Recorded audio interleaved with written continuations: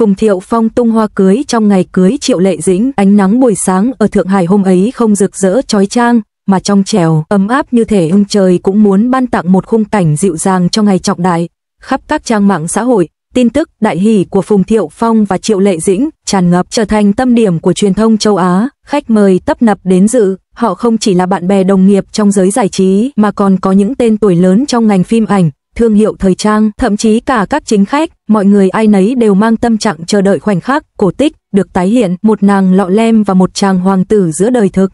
Triệu Lệ Dĩnh trong chiếc váy cưới trắng tinh khôi xuất hiện như nàng công chúa bước ra từ câu chuyện thần thoại. Gương mặt cô rạng rỡ, ánh mắt long lanh, vừa hạnh phúc vừa xúc động.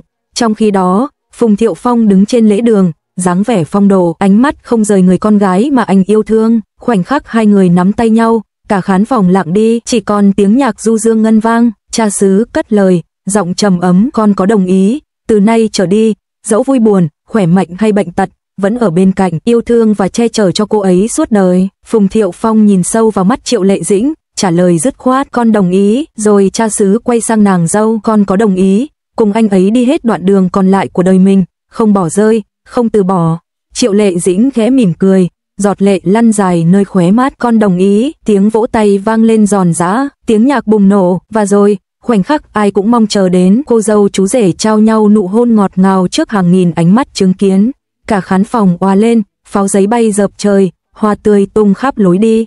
Không khí thiêng liêng ấy khắc sâu vào trái tim tất cả những người có mặt. Sau khi nghi lễ chính thức khép lại, bước sang phần tiệc, mọi người được chứng kiến một trong những nghi thức lãng mạn và được mong chờ nhất, nghi thức tung hoa cưới. Nhưng lần này, người cầm hoa không phải cô dâu như thông lệ, mà là chú rể Phùng Thiệu Phong. Anh cầm bó hoa trắng muốt mà Triệu Lệ Dĩnh vừa được trao trên lễ đường, bước ra giữa hội trường. Nụ cười hiền hậu nở trên môi, ánh mắt anh long lanh hạnh phúc. Mọi người bất ngờ, xôn xao bàn tán, bởi thông thường, chính cô dâu mới là người tung hoa. MC hào hứng giải thích, hôm nay, chú rể muốn thay cô dâu gửi món quà hạnh phúc này đến mọi người. Một sự bất ngờ nhỏ, để tình yêu của họ được lan tỏa. Tiếng reo hò, tiếng cười, tiếng vỗ tay dậy lên khắp nơi. Những cô gái độc thân nhanh chóng tụ tập phía dưới, háo hức chờ giây phút lịch sử. Phùng Thiệu Phong đưa hoa lên, khẽ quay đầu nhìn vợ mình Triệu Lệ Dĩnh. Cô mỉm cười gật đầu, như một lời chúc phúc, một sự đồng thuận. Và rồi, anh nhắm mắt, hít một hơi dài, tung bó hoa về phía sau. Bó hoa bay trong không trung, xoay vòng chậm rãi, cánh hoa rơi xuống như tuyết trắng. Tất cả máy quay lập tức hướng về đó, đèn flash lóe sáng liên hồi. Khoảnh khắc ấy, thời gian như ngừng lại, bó hoa đáp xuống tay một cô gái trẻ, một đồng nghiệp từng đóng chung phim với Triệu Lệ Dĩnh. Cả hội trường bùng nổ tiếng reo hò, tiếng vỗ tay vang rền. Cô gái bật khóc, ôm chặt bó hoa, không tin rằng mình lại là người may mắn được nhận lời chúc phúc hôn nhân từ đôi vợ chồng nổi tiếng nhất hôm ấy. Phùng Thiệu Phong tiến đến, ôm nhẹ cô gái chúc mừng, rồi quay lại nắm tay Triệu Lệ Dĩnh. Ánh mắt anh sáng ngời, hạnh phúc của anh và em, hôm nay đã trao đi để gieo mầm cho hạnh phúc khác. Câu nói ấy khiến cả khán phòng im lặng vài giây trước khi bùng lên tràng pháo tay dài không dứt. Trên mạng xã hội, ngay khi hình ảnh Phùng Thiệu Phong tung hoa cưới được đăng tải, hàng triệu bình luận tràn ngập khoảnh khắc cổ tích thật sự. Nhìn họ mà tôi tin vào tình yêu, không ngờ chú rể lại là người tung hoa, quá lãng mạn. Phùng Thiệu Phong và Triệu Lệ Dĩnh chính là định nghĩa của hạnh phúc. Cư dân mạng cắt ghép video, thêm nhạc nền, lan truyền khắp các nền tảng Weibo, Douyin, Bilibili. Chỉ trong vài giờ, hashtag thăng PSONGZSAOWEDDING thăng hoa cưới bay trở thành xu hướng toàn cầu. Việc Phùng Thiệu Phong tự tay tung hoa không chỉ là một sự phá cách trong nghi lễ cưới mà còn mang ý nghĩa sâu sắc. Anh muốn gửi gắm rằng hạnh phúc không chỉ do người phụ nữ giữ gìn mà còn do người đàn ông chủ động chia sẻ, bảo vệ và lan tỏa. Đó cũng là cách anh ngầm tuyên bố với cả thế giới, từ nay không chỉ có em nắm giữ tình yêu mà anh cũng sẽ cùng em vun đắp, cùng em chia sẻ. Nhiều chuyên gia văn hóa khi bình luận về đám cưới đã ca ngợi chi tiết này là một trong những khoảnh khắc đáng nhớ nhất, một sự sáng tạo vừa lãng mạn, vừa đầy tính nhân văn. Khi tiệc cưới dần lắng xuống, vợ chồng Phùng Thiệu Phong Triệu Lệ Dĩnh lặng lẽ rời hội trường. Họ nắm chặt tay nhau, bước đi giữa tiếng chúc phúc của bạn bè. Trong khoảnh khắc ấy, họ hiểu rằng hành trình mới chỉ bắt đầu.